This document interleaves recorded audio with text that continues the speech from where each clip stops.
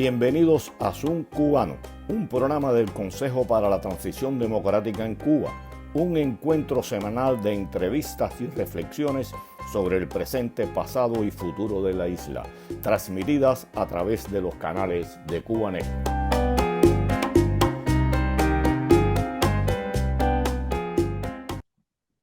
Muy buenas tardes tengan todos y bienvenidos a esta nueva emisión de Zoom Cubano.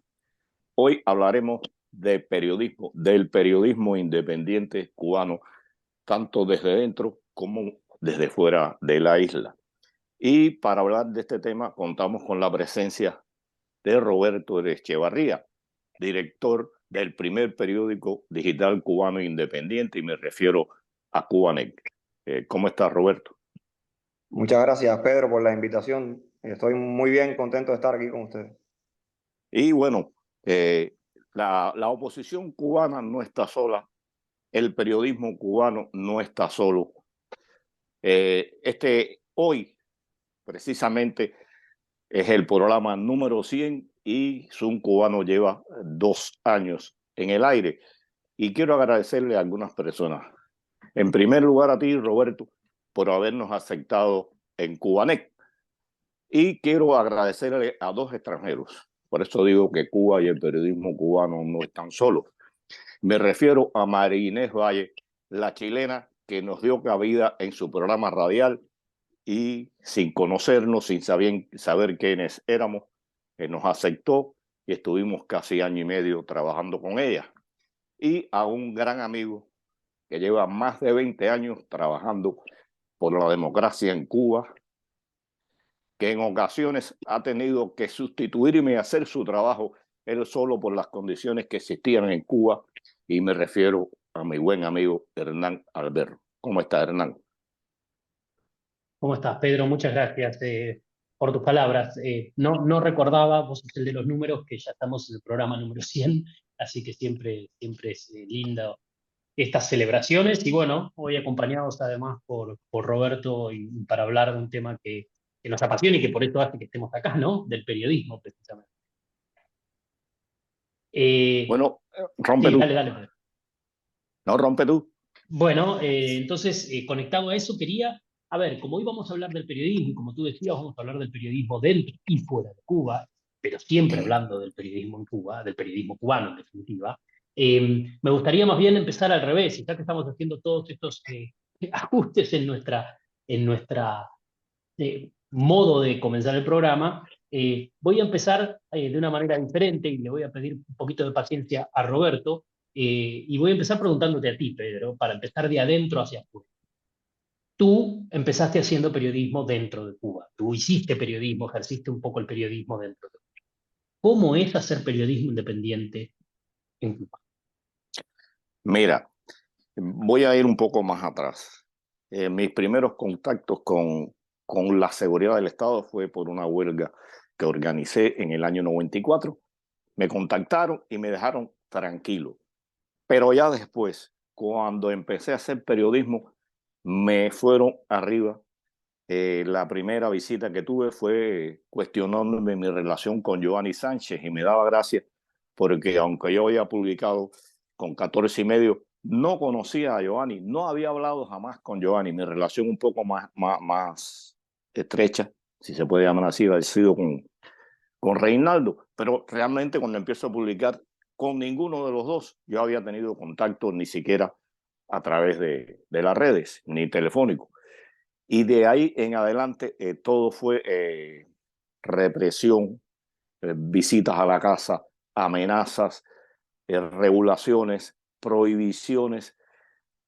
Y es difícil por varias cosas. Y bueno, tú lo viviste cuando empezamos a hacer el programa, las veces que te tumbaban los datos móviles y el programa a veces tenías que hacerlo tú solo, o en medio del programa me tumbaban y tuvimos que hacer algunos reajustes, y con todo y eso a veces sucedía esta cuestión. Es difícil hacerlo desde dentro. Lo fácil es que estás ahí, estás viendo la noticia, la estás viviendo, pero incluso en ocasiones cuando yo escribía para diarios determinados, los 3 que publiqué, iba a entrevistar personas y no me daban el nombre, no querían que pusiera el nombre, no querían que le pusiera fotos, y esto un poco deja en duda la veracidad y la realidad de lo que usted está informando. Es por el temor que existe en el país, pero siempre se puede salir adelante a pesar de las dificultades, a pesar de los problemas que te causa a ti y a tu familia. Y bueno, como yo, hay muchos que en Cuba han enfrentado esta situación y mantienen en alto el periodismo independiente cubano, que pienso que ha ido poniendo en su lugar la realidad del país, tanto para los cubanos residentes en la isla, como para los extranjeros, como para aquellos que viven fuera del país.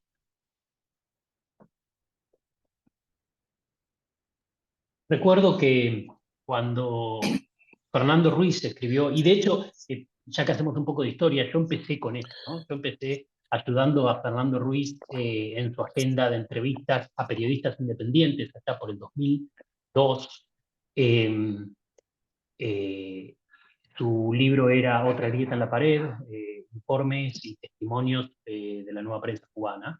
Y Fernando, me acuerdo que luego de entrevistar a una veintena de periodistas independientes, me dice, necesito tomar contacto, necesito ir a Cuba a verlo. Bueno, la historia es conocida, terminó preso, lo deportaron y demás, pero más allá de eso, el motivo por el cual él quería ir era para ver y palpar cómo era, dónde escondían la máquina de escribir, cómo trabajaban con un fax, si tenían fax, en qué condiciones, porque una cosa es lo que tú cuentas, ¿no? Los cortes, la persecución, los interrogatorios, las amenazas, pero además también es un poco las condiciones materiales, ¿no? Un poco, no solo de conectividad hoy en día afectan más que nada, digamos, incluso con los cortes de energía eléctrica y demás, sino también en aquel momento que no había internet, ¿no?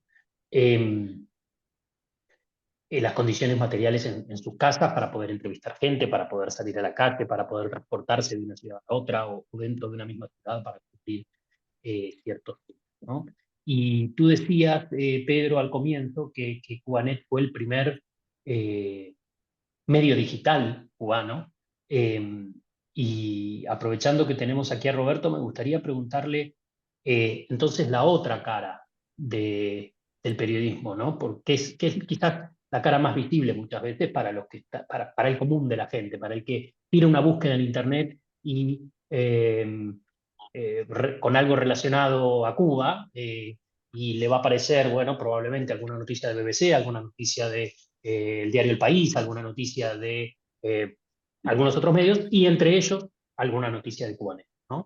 Entonces muchas veces es esa cara visible, pero, y esto me parece que es importante destacarlo y nos lo contará mejor Roberto, su principal insumo proviene de periodistas que están trabajando dentro de Cuba. Esto es así, ¿no, Roberto? Sí, sí, gracias Hernán y Pedro nuevamente por la invitación y contento aquí de poder hablar de periodismo independiente, que pocas veces existen espacios para detallar el trabajo que hacemos, no solo Cubanet, sino otros medios que también están dentro de Cuba en esta lucha. Como bien dice, sí, la mayor parte del contenido de Cubanet se genera a través de los periodistas que están en la isla, periodistas independientes que, como ustedes saben, un poco describió Pedro ya, trabajan en unas condiciones muy adversas de un hostigamiento constante y una persecución constante por parte del régimen en un entorno sin libertades. Entonces, pues, ya te digo, la rutina productiva es bien compleja. Incluye todo lo que debe hacer un medio convencional en el mundo libre, en las democracias occidentales, pero además hay que sumarle todas las precauciones a tomar para no caer en riesgos de que el régimen te encarcele, te detenga, te requise las herramientas de trabajo. También las precauciones en cuestiones de comunicaciones entre la redacción de Cubanet, que está fuera de Cuba, porque es bueno destacar esa parte, ¿no? Que la redacción, el equipo editorial de Cubanet está fuera de Cuba, y la administración de Cubanet estamos fuera de Cuba, estamos en varios lugares del mundo. pero el equipo de periodistas sobre el terreno, los reporteros están en la isla. Entonces, esa distancia y el deber de tener que comunicarnos entre ambas partes con un país que además tiene una conectividad limitada, hace aún más compleja la situación. Pero bueno, son ya muchos años en esta rutina, digamos, y la experiencia es bastante amplia. Yo creo que o sea, el resultado es bastante digno, es digno el resultado del trabajo que hacemos y que hacen otros medios independientes, teniendo en cuenta el contexto, ¿no? A nosotros nos gustaría, por supuesto, que fuese un producto mucho más acabado, un producto con todos los requisitos que puede tener un producto periodístico en el mundo libre, pero definitivamente tiene las limitaciones de trabajar en un terreno, en un contexto, repito, tan adverso como el cubano. Hernán, antes que continúes tú y Roberto, tocaste algo, Hernán, y son los medios con que trabajamos en Cuba.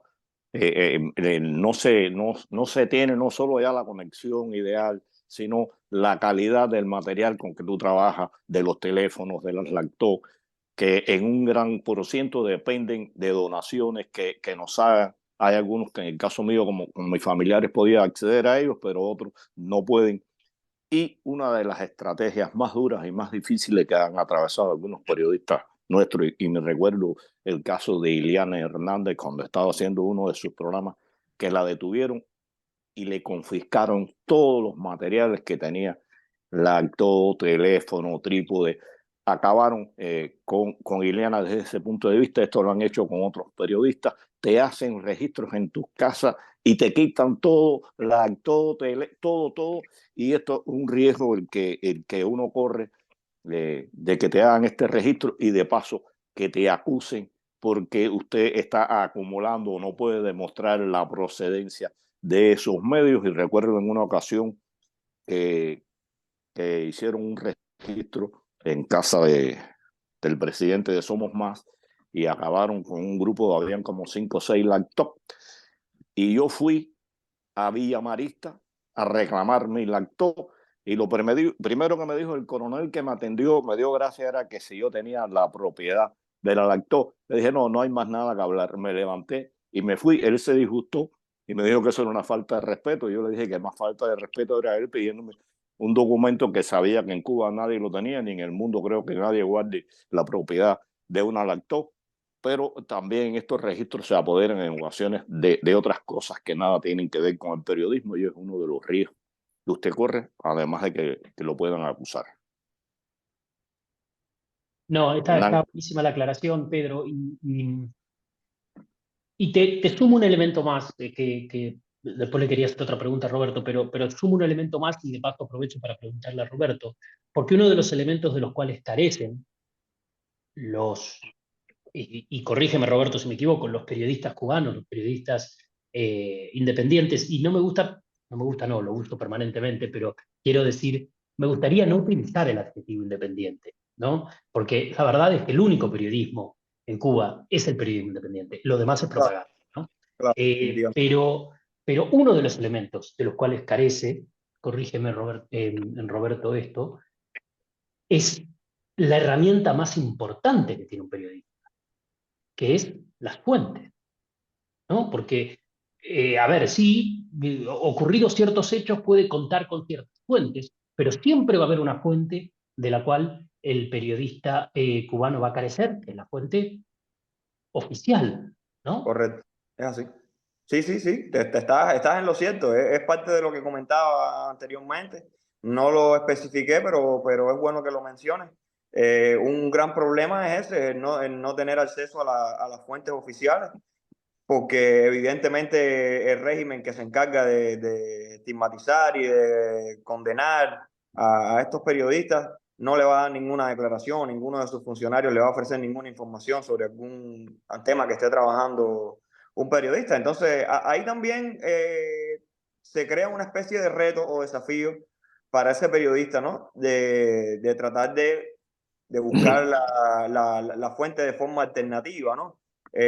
No quiere decir que no teniendo acceso a fuentes oficiales debamos publicar información sin contrastar. En los casos en que Cubanet no ha tenido posibilidad de contrastar una información, no se ha publicado. No es que nos respaldemos en, bueno, como no tenemos acceso a fuentes oficiales, pues la vamos a sacar así ya. No, nosotros tratamos por todos los medios de regirnos por los estándares internacionales de periodismo y contrastar todas las informaciones con distintas fuentes, con fuentes cruzadas.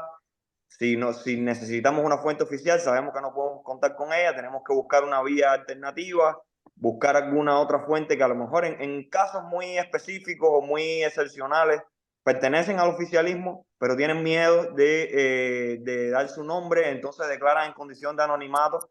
Sabemos que cuando en una información alguien declara en condición de anonimato le quita fuerza, pero es la única manera de hacerlo, ¿no? Y al final, digamos, la credibilidad de esa información solo descansa en que luego se cumple lo que se está diciendo o no. Si no se cumple la información que estás dando, pues por más que tu fuente haya dado su nombre o no lo haya dado, la información pierde total credibilidad y también en medio. Y bueno, en el caso de que la información que tú diste se cumpla, pues aunque tú hayas usado una fuente anónima, pues se demuestra que hiciste un trabajo riguroso, ¿no? Pero sí, sí, definitivamente, uno como lector, uno lee en un medio que la fuente es anónima o te das cuenta que falta consultar a un especialista de alguna institución, un ministerio, lo que sea, y sientes que está un poco cojo, ¿no? Pero en el caso cubano es totalmente comprensible, no hay manera. Tú decías al comienzo, Roberto, y yo hablaba, ¿no?, de aquel periodismo independiente con el que empecé trabajando allá por el 2002, 2001-2002. Es muy diferente el periodismo de hoy, ¿no? Y entre otras cosas recuerdo, en aquellos primeros tiempos de Cubanet, recuerdo que los periodistas que trabajaban con Cubanet me decían que el mecanismo era dictar las noticias. Eso era porque tú mencionabas antes las dificultades de comunicación que hay entre una redacción internacional, digamos, ¿no? O sea, que están divididas en al menos dos países, ¿no? Y, o sea, entre periodistas que el chiste en esa época era, el periodista cuando va a la redacción en realidad está yendo a un teléfono y está dictando la noticia, ¿no? ¿Cómo es hoy en día eso?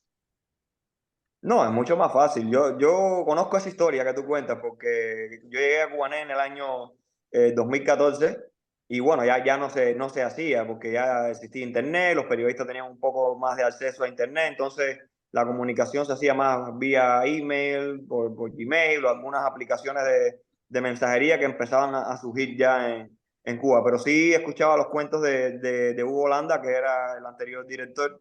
Y Hugo nos contaba, bueno, hace tantos años los periodistas llamaban por teléfono o llamábamos nosotros a los periodistas y ellos dictaban por teléfono la noticia y nosotros teníamos que copiarla, ¿no? Y así era como luego llegaba al sitio web.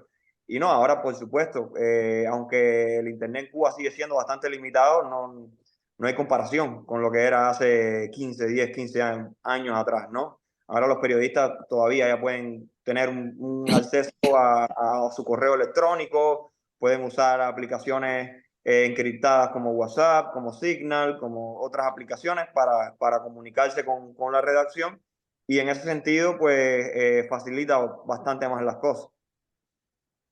Y Mira, eso se nota en la calidad, ¿no? Eso la verdad es que era un punto que quería marcar y ahora te dejo, Pedro, que es, creo que es muy importante destacarlo en el caso cubano, que ha habido un crecimiento exponencial en la calidad del ejercicio del periodismo en Cuba, ¿no? La diversidad, eh,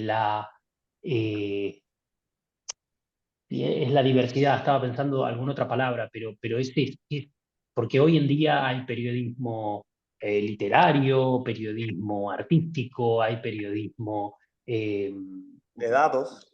de datos, periodismo de datos, por supuesto, hay periodismo más policial o más de De actualidad. crónicas rojas, sí, hay de todo. Claro, claro, claro, o sea, la verdad es que esto, allá por comienzos de los 2000, era, era periodismo y punto, ¿no? Era contar algunos hechos que podían contar, muy mínimos muchas veces, muy menores, pero era parte del ejercicio de aprender a hacer periodismo, ¿no, Pedro? no, mira, hay algo que también se pasa por el periodismo no oficial, tanto dentro como fuera de la isla. Y lo viví en carne propia por amistades mías que no simpatizaban con el gobierno y me decía, ¿cómo y quién te da a ti las orientaciones de cómo debes hacer periodismo?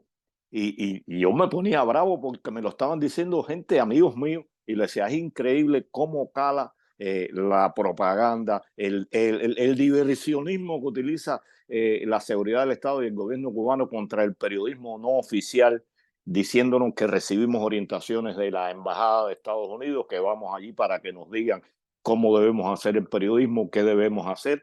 Y acá desde el exterior, que recibimos orientaciones del Departamento de Estado y cumplimos orientaciones. Roberto, ¿pudieras decirnos algo de esto? A veces da risa oír y ver, sobre todo, cómo hay personas serias que se creen que es así como funciona el periodismo no oficial en Cuba, cuando realmente quienes reciben orientaciones, cómo deben hacer el trabajo y qué deben hacer, son los periodistas que responden a los intereses del Partido Comunista. ¿Qué pudieras hablarnos algo alrededor de esto? Sí, claro, pues mira, en nuestra experiencia funciona la mayor parte del tiempo inclusive al revés, porque son los periodistas en la isla los que nos dicen a nosotros los temas, porque están allá, son los que están a pie de calle, son los que conocen lo que está sucediendo al cubano de a pie, ¿no? Entonces ellos son los que nos comentan, oye, mira, este tema está buenísimo, vamos a hablar de esto, y nosotros decimos, bueno, sí, fantástico. Y nos dicen, vamos a hacer un reportaje, vamos a hacer un video, vamos a hacer una entrevista. Ya te digo que en el caso de Cubanet, o sea, yo creo que la mayor parte del contenido la proponen los periodistas en la isla. Y es así más orgánico y más bonito porque son los que están allá, nosotros no estamos allá. Y ellos conocen las historias y las ven y nos dicen, oye, tengo tal historia y tengo esto y lo otro. O sea, en ese sentido, nosotros no nos encargamos más, sobre todo de que el contenido cuando llegue a la redacción cumpla con todos los requisitos periodísticos, tenga todas las fuentes, revisarlo, ¿no? Montarlo en el sitio web, quizás un intercambio con el periodista sobre, bueno, mira, quizás se puede agregar tal cosa, pero yo creo que la voz cantante de los temas o de la línea editorial o del contenido la llevan los propios periodistas, no hay digamos, una operación dictatorial desde la redacción de decirles a los periodistas, no, es que esto hay que hacerlo así, o hay que hablar de más cual tema, o hay que tirarle al régimen, o hay que... No es así. No es así, honestamente, como dice Hernán, los temas se han diversificado tanto que nosotros queremos hablar de todo. No queremos, o sea, queremos principalmente hablar de la falta de libertades en Cuba y queremos hablar de la represión del régimen y queremos hablar de lo que sufre el pueblo cubano, sin duda, y queremos mostrarle al ciudadano cubano que puede haber una Cuba diferente, una Cuba libre desde el periodismo, ¿no? Pero también queremos hablar de deporte, y queremos hablar de cultura y queremos hablar de todas las aristas de la sociedad, siempre tratando de tocar los temas que el oficialismo no toca, porque ese es nuestro rol, es hablar de lo que el oficialismo no habla. El oficialismo es una máquina de propagandística que se encarga de pintar una idílica y nosotros tenemos que llenar ese espacio y hablar de la Cuba real, en todas sus aristas. Y ahí es donde entran los periodistas a jugar ese rol de dibujar y pintar la Cuba real desde el terreno. Y nosotros somos más bien un vehículo de apoyo al trabajo que ellos hacen. Mira, eso que dices es cierto, esto último que has dicho, ¿no? Muchas veces en los escritos, en los videos, la gente, los revolucionarios me dicen, ¿por qué tú no hablas de esto, de aquello, de lo otro? Digo, porque de eso se encarga el Granma Juventud Rebelde, de decir lo que en realidad no pasa en el país.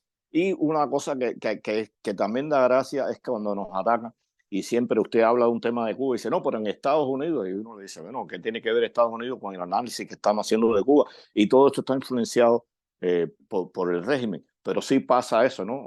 Que ¿por qué no hablas de esto? Yo le digo eso que tú has dicho. Yo hablo de lo que ustedes no hablan, de la realidad de lo que sucede en el país. Hernán.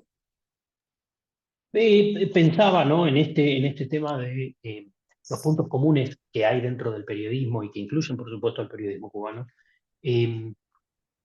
Preguntarte por uno de los temas que hoy un poco, a ver, que siempre ha influido sobre el periodismo, que siempre ha tenido que ver en el periodismo, pero que hoy logra otra relevancia en el debate público, que es la desinformación, de lo cual, bueno, tú lo decías recién, el gobierno cubano es un experto en diseminar ese tipo en Argentina decíamos pescado podrido, ¿no?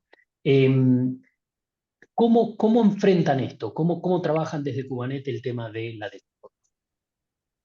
Es un punto importante, la desinformación, Hernán, porque inclusive en algunos casos nos hemos encontrado en situaciones en las que informaciones que nos han llegado de manera muy fácil, informaciones de impacto, hemos temido porque el régimen sea quien nos está colando esa información para que nosotros publiquemos una información falsa y desacreditarnos. Estamos constantemente en ese riesgo de publicar algo que no sea cierto y que el régimen se apoye en esto para desacreditarnos, que ya haciendo el trabajo lo mejor posible lo intentan hacer con su maquinaria de propaganda, tienen sus programas de Confilo y Humberto López y qué sé yo, y destinan recursos y presupuesto para tildar a los periodistas y a los medios independientes como mercenarios, como mentirosos, como títeres del imperio, etcétera, etcétera, ¿no? Sin razones.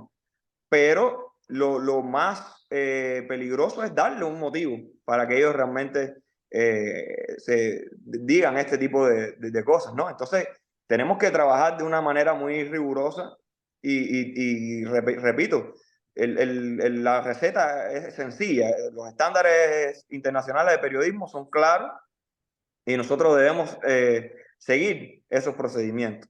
Entonces, por ese motivo tenemos una redacción que tratamos cada vez de ampliar poco a poco en la medida de nuestros recursos, y una redacción conformada por periodistas graduados de universidades que conocen el ejercicio periodístico al dedillo, ¿no? Entonces, ellos, su labor o su principal responsabilidad es revisar que todo lo que salga publicado en Cubanet esté bien contrastado y sea una información, sea un contenido verídico, ¿no? Que no sea nada falso o que corre el riesgo de ser desmentido por cualquiera. Evidentemente, somos seres humanos y en algún momento alguna cosa se ha ido. No ha sido nuestra intención, pero bueno, ha pasado hasta en los grandes medios, ¿no? Hasta en el New York Times, hasta en El País, en los grandes medios, alguna información no bien respaldada se ha publicado en algún momento, pero ya nos toca a nosotros como medios disculparnos con nuestra audiencia, con nuestros lectores y explicar lo sucedido en ese caso. Pero sí, es una tarea fundamental asegurarnos de que todo lo que salga en Cubanet sea verídico, esté bien contrastado. Es difícil, pero no nos queda de otra. Hay una anécdota que a mí no me tocó, pero le tocó a Hugo Landa, de cuando aquel triste suceso de los fallecidos en Mazorra, no sé si lo recuerdan, hace muchos años, que por una ola de frío que hubo, muchos pacientes en Mazorra fallecieron y se filtraron una foto de los cadáveres, etcétera. Hugo nos contaba que a quien primero le llegó fue él. A él le llegaron las fotos y le llegó, oye, mira, esto hubo una ola de muertos en Mazorra, es un escándalo que se cuenta que se... Y tu primera impulso es publicarlo, ¿no? Porque tú dices, bueno, ahí están las fotos. Y sin embargo, Hugo dijo, yo no tengo ahora mismo otra forma de contrastar esto, tengo una sola fuente. Yo no sé si esto me lo están colando, si me lo están, el régimen me lo está tratando de filtrar para que yo publique una cosa de un impacto tremendo y luego decir, mira, Cubanet publica este tipo de cosas, este tipo de mentiras para minar a la revolución, ¿no? Y lo hace bajo el mandato del imperio estadounidense, ¿no? Que esa es la narrativa del régimen. Entonces Hugo se abstuvo de publicar esa información que posteriormente fue cierta, pero tuvo la primicia en sus manos y hubiese sido un golpe periodístico, evidentemente, si Cubanet lo hubiese sacado primero que el resto de los medios. Pero yo creo que hizo lo correcto. A veces, aunque pierdas la primicia, tienes que estar seguro de lo que vas a sacar, porque puede ser muy problemático que luego resulte en una información falsa. Gracias, Roberto. Sí, pensaba precisamente el rol del periodismo, ¿no? No es no es repetir, ¿no? Me entra, o sea, lo que me llega a los pasos, sino precisamente el proceso productivo del periodismo es digerir esa información, contrastarla, probarla y luego suministrarla al público. Roberto, tenemos que ir cerrando. Te agradecemos muchísimo el haber compartido esta conversación con nosotros. Pedro. Bueno, como hemos dicho en otras ocasiones, el dios Cronos nos marca. Y bueno, quería repetir dos cosas. Darle las gracias a Roberto no solo por su participación en el programa, sino por permitirnos utilizar sus redes para que salga al aire este programa y llegue a más cantidad de cubanos. Y repito, agradecerte a ti, Hernán, por haberme acompañado durante estos 2 años. No consigo el programa sin ti. Algo que quieras agregar y cierra tú. No, Pedro, muchas gracias. La verdad que para mí ha sido un verdadero placer ser parte de este programa, un proceso de aprendizaje y esperemos que sean 100 programas más por lo menos, ¿no? Eh, para mí siempre es un placer hablar de estos temas, de mantener el contacto y la conversación con gente tan interesante, aprender de ti y de tantos otros que han pasado por este programa. Entonces nos queda agradecer nuevamente a Roberto, agradecer a Cubanetti y por supuesto invitar a nuestra audiencia a seguirnos en las redes de Cubanet el próximo sábado a las 5:30, como siempre, haciendo un cubano para tratar de desandar, comprender, analizar el presente, el pasado y el futuro de Cuba.